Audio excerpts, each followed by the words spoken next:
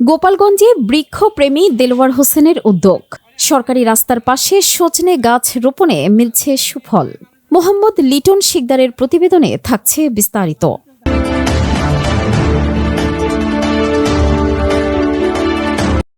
গোপালগঞ্জে এক ব্যতিক্রমী উদ্যোগের মাধ্যমে আলোচনায় এসেছেন বৃক্ষপ্রেমী দেলোয়ার হোসেন।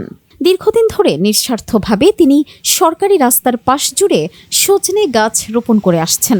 তার এই উদ্যোগ এখন ফল দিতে শুরু করেছে, যা স্থানীয়দের মাঝেও প্রশংসা কুড়াচ্ছে। জানা যায়, পরিবেশের ভারসাম্য রক্ষা এবং মানুষের উপকারের কথা চিন্তা করে দেলোয়ার হোসেন বহু বছর আগে থেকেই রাস্তার পাশে সজনে গাছ লাগানো শুরু করেন। নিয়মিত পরিচর্যার ফলে গাছগুলো এখন বড় হয়ে উঠেছে এবং প্রচুর পরিমাণে সজনে ধরেছে। বর্তমানে তিনি সেই গাছ থেকে সজনে সংগ্রহ করছেন। এতে যেমন তার ব্যক্তিগত উপকার হচ্ছে, তেমনি স্থানীয় মানুষও এই গাছের ছায়া ও পুষ্টিকর সবজির সুবিধা পাচ্ছে। বিসমিল্লাহির রহমানির রহিম। আসসালামু আলাইকুম সমাজ সুধী মণ্ডলী।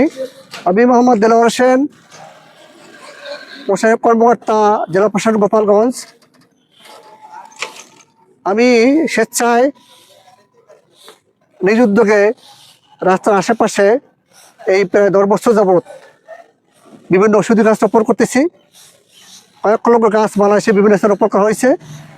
আজকে আমরা বহু রোগের উপশমকারী সজনা গাছ রোপণ করছিলাম গোপালগঞ্জ হাসপাতালের সামনে, মার্কাজ মহল্লায় সহ বিভিন্ন স্থানে রোপণ করছি। মাশাআল্লাহ, অনেক সজনা হয়েছে।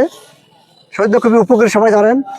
এই সজনাগুলি আমরা মানুষের মাঝে বিনামূল্যে বিতরণ করতেছি এবং এই সজনা গাছের ডাল কেটে আবার নতুন করে লাগাচ্ছি, যাতে আগামীতে এই গোপালগঞ্জ জেলাকে সজনা জেলা হিসেবে ঘোষিত হয়। এই উদ্যোগ নিয়ে কাজ করছি। এছাড়াও বাংলাদেশের বিভিন্ন জেলায় ডাল বীজ পাঠাচ্ছি এবং কয়েক লক্ষ তাল বীজ, খেজুর বীজ সহ প্রায় 10 লক্ষ গাছ বিভিন্ন স্থানে লাগাতে সক্ষম হয়েছি।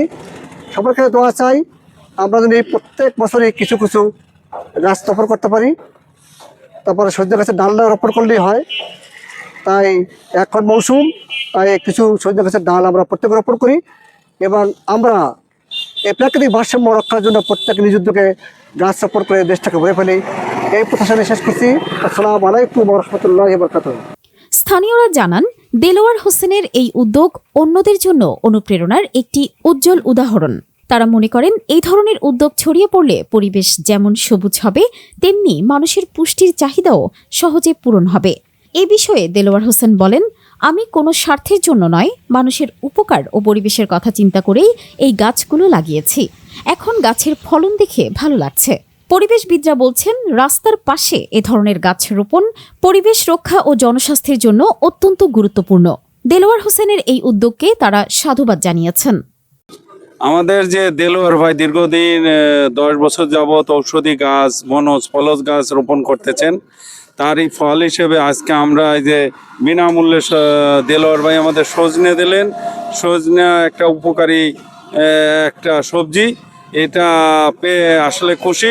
ইনি সাধারণ মানুষের মাঝে এইভাবে দীর্ঘ 10 বছর যাবৎ এই ধরনের গাছ, ফল, তারপরে মানে যেসব প্রয়োজনীয় জিনিস সবই বিতরণ করছেন।